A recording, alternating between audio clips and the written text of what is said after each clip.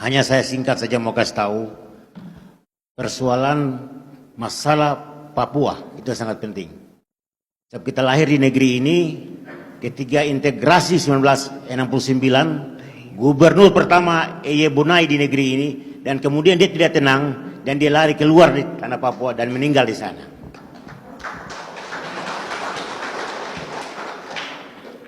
Kemudian Gubernur Frans Kaisepo, dia meresmikan PT Freeport pada 1973. Saya kelas 3 SD di Kokonau, kami pergi ke Bandara Timika, kami menjemput Presiden Soeharto dan meresmikan tambang itu. Tambang itu menjadi masalah bahwa Papua ini kaya dan akan menjadi masalah terus. Saya selalu bilang gold and blood, darah dan emas, kami akan berhadapan di negeri ini.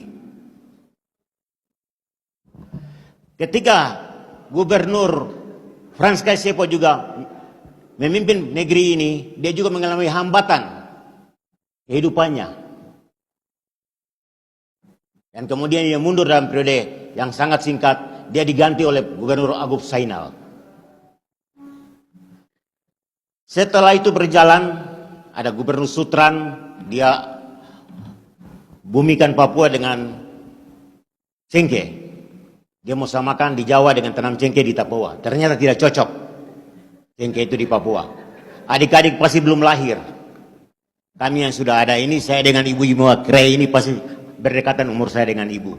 Kami hidup di dunia ini. Kemudian muncullah Gubernur Papua, Bapak Hindu. Dia jadi gubernur, saya masih SMP di Kokonau. Dia bilang, kami datangkan transmigrasi di Papua, dari Sorong sampai Merauke, sampai Jayapura. Untuk orang Papua bisa berhadapan dengan transmigrasi. Siapkan pisau daging. Kalian tahu pisau daging itu apa? Kolot. Untuk bisa asimilasi dengan orang Jawa, lahirkan Mujair, muka Jawa Irian. Ini tantangan karena dia rasa takut dalam kehidupannya. Bapak kita dia rasa takut, dia orang fakta. Dia rasa takut. Akhirnya dia pilih ke sana. Ini terjadi di Papua. Tahun 1979, Silas Papare, ketika Gubernur Jawa itu mau diganti, Busiri mau diganti, Silas Papare dicalonkan untuk maju Gubernur Papua. Tapi dia diundang satu restoran di Jakarta, dia dikasih racun, berapa jam kemudian dia meninggal. Bukti fakta ada di keluarganya. Yang berikut Gubernur Yap Salosa. Yap Salosa mengundang saya ketemu di Gedung Negara. Saya pakai motor ojek naik ke Gedung Negara ketemu Pak Yap Salosa. Saya dengan Dr. Beni Giai. Dibilang sama saya, "Alo, hati-hati ngomong di media." Kebetulan saya Direktur Elsam, Wakil Direktur Elsam, saya selalu ngomong soal pelanggaran HAM di Papua. Hati-hati adik kalau. Saya juga hati-hati memimpin negeri Papua ini. Ternyata 3 bulan kemudian Gubernur kita Yap Salosa meninggal.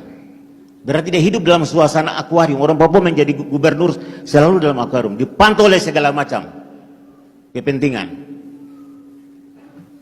Sama dengan Pak Baswebu, terakhir ketika dia ditahan di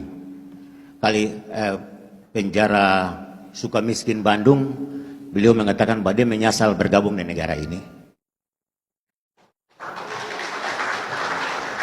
Yang terakhir, kasus Pak Lukas NMB mengambil hal yang sama. Kalau saya bilang, ini historis Papua, memori pasionis orang Papua, ingatan penderitaan masa lalu orang Papua. Betulkah tidak adik-adik? Ini yang perlu kita lawan penindasan di negeri ini.